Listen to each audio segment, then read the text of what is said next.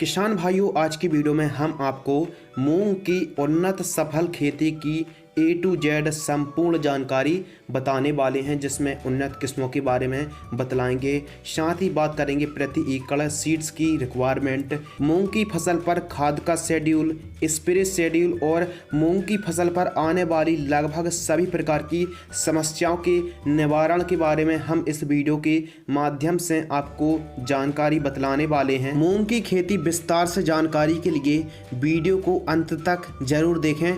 चलिए शुरू करते हैं। रबी और खरीफ के मध्य ग्रीष्मकालीन के लिए मूंग सबसे कम समय पर सबसे अधिक मुनाफा देने वाली खेती है। सबसे पहले बात करते हैं खेत तैयार। तो गेहूं, चना या फिर सरसों के बाद गेहूं की पराली को साफ करके कल्टीवेटर चलवाकर रोटोवेटर से एक बोरी सिंगल सुपर फास्फेट पूरे खेत में, जो पाउडर फॉर्म वाली सिंगल सुपर फास्फेट आती है, पूरे खेत में बिखेर कर रोटोवेटर से खेत को समतल करा लीजिए।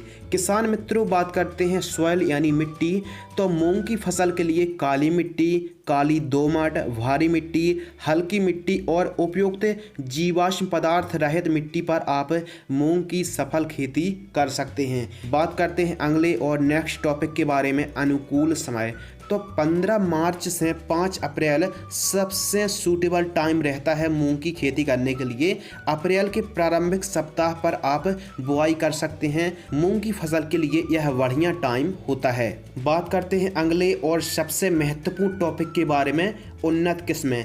अधिक उपज देने वाली किस्मों के बारे में ही हम आपको बतला रहे हैं। हमारे मध्य प्रदेश में सबसे उपयुक्त वैरायटी है MH 421, जिसका उत्पादन 5 से 6 क्विंटल प्रति एकड़ की दर से उत्पादन होता है। सम्राट, जिसे PDM 139, जिसका उत्पादन 5 से 6 क्विंटल है। इसके अलावा पूसा ब्राट, जिसका उपज उत्पादन 4 से 5 क्विंटल प्रति एकड़ की दर से है। और IPM 410-3, जिसे शिखा के नाम से भी जानते हैं, 6 से 7 क्विंटल प्रति एकड़ की दर से उत्पादन होता है।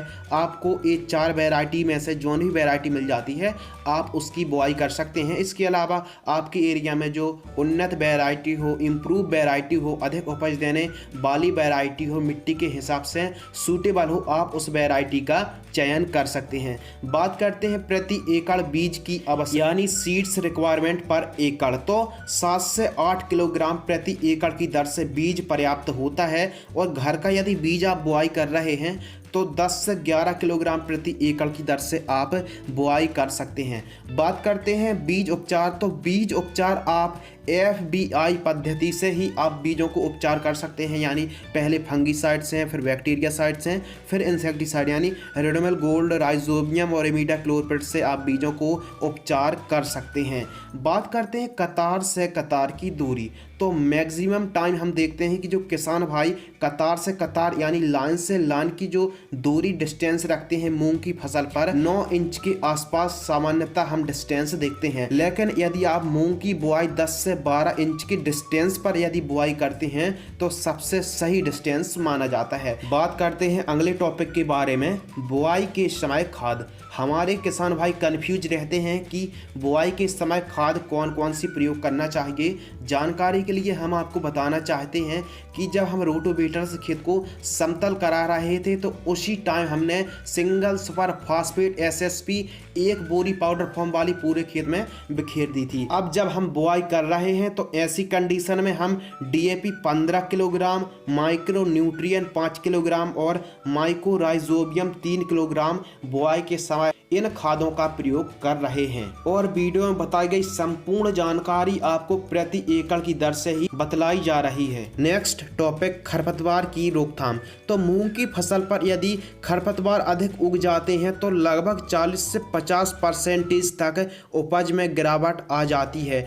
तो आपको खरपतवार नाशक का यदि आप प्रयोग कर रहे हैं तो मूंग की फसल पर आप प्री इमरजेंस खरपतवार नाशक का ही प्रयोग कर सकते हैं, जैसे BASF कंपनी की बेलर बेलर 32 आती है, यानी 30 और 2 32, यानी 30% पेंडामेथिलीन और एमोजीथाइपर 2% जो ईसी फॉर्म में आती है। खरपतवार नाशक के बारे में हम एक बार और रिपीट कर रहे हैं, कृपया ध्यान से सुनिए। हेलो सर, जब आप मूंग की तुरंत बुआई करते हैं तो प्री इमरजेंस खरपतवार नाशक का आप स्प्रे कर सकते हैं, यानी आपको जैसे ही आपने बुआई करी तुरंत बाद आपको बेलर 32 का स्प्रे आप ले सकते हैं 800 ml प्रति एकड़ की दर से।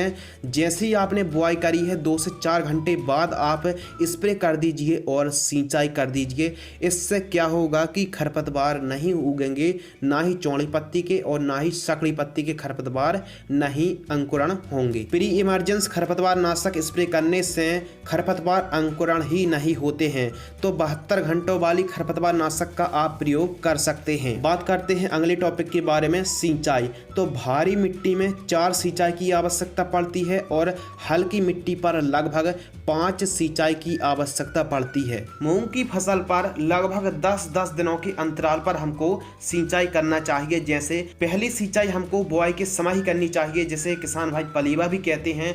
दूसरी सिंचाई 3 पत्ती होने पर लगभग 10 से 12 दिनों की अंतराल पर हमको दूसरी सिंचाई करना चाहिए और लगभग तीसरी सिंचाई दूसरी सिंचाई से 10 से 12 दिनों की अंतराल पर हमको सिंचाई करना चाहिए और इसी प्रकार हमको चौथी सिंचाई भी तीसरी सिंचाई से 10 से 12 दिनों की अंतराल पर सिंचाई करना चाहिए। कहने का मतलब ये है आवश्यकता अनुसार हमको सिंचाई करना है और आपको ध्यान रखना है कि आवश्यकता अनुसार थोड़ा सा मिट्टी के हिसाब से ही आपको सिंचाई करना चाहिए। बात करते हैं अगले टॉपिक के बारे में, पहली खाद। तो हम अपनी मूंग की फसल पर केवल एक खाद का प्रयोग करने वाले हैं। जब मूंग की फसल 14 से 15 दिन की होती है बुआई से, तो आपको लगभग 15 से 20 किलोग्राम यूरिया और 3 किलोग्राम सल्फर जो 90% वाली WDG फॉर्म वाली आती है 3 किलोग्राम, इन दोनों को मिक्स करके प्रति एकड़ की दर से जड़ों के पास देकर सिंचाई कर दीजिए। बहुत ही उन्नतशील रिजल्ट देखने के लिए मिलेंगे। बात करते हैं मूंग की फसल पर लगने वाले कीट, फंगस और इंसेक्ट। तो मुख्य रूप से thrips, aphid, jassid, white fly, इल्ली, सेमी लूपर्स, इसके अलावा फली छेदक, पीला mosaic virus, rust, powdery mildew, downy mildew का प्रकोप देखने के लिए सबसे ज़्यादा मिलता है।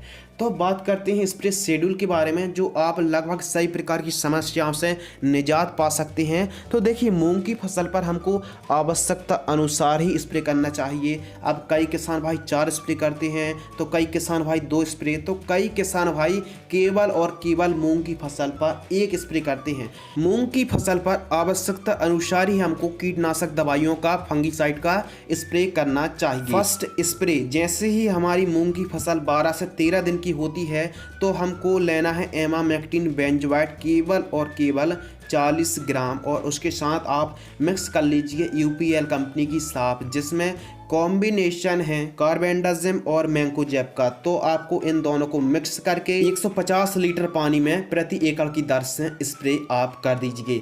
बात करते हैं सेकंड स्प्रे। तो दूसरे स्प्रे पर जैसे ही मूंग की फसल बुआई से लगभग 25वें दिन की होती है, तो फ्लुवेंडियामाइड यानी फेम को ले सकते हैं केवल और केवल 30 ml, और उसके साथ आप एक फंगीसाइड मिक्स कर लीजिए, स्वादीन फंगीसाइड, जिसमें टेबुकोनजोल और सल्फर का कॉम्बिनेशन आता है 250 ग्राम। आपको फेंटाक प्लस एक ऐड करना है 100 ml। इन तीनों को मिक्स करके 150 लीटर पानी में प्रति एकड़ की दर से स्प्रे आप कर सकते हैं।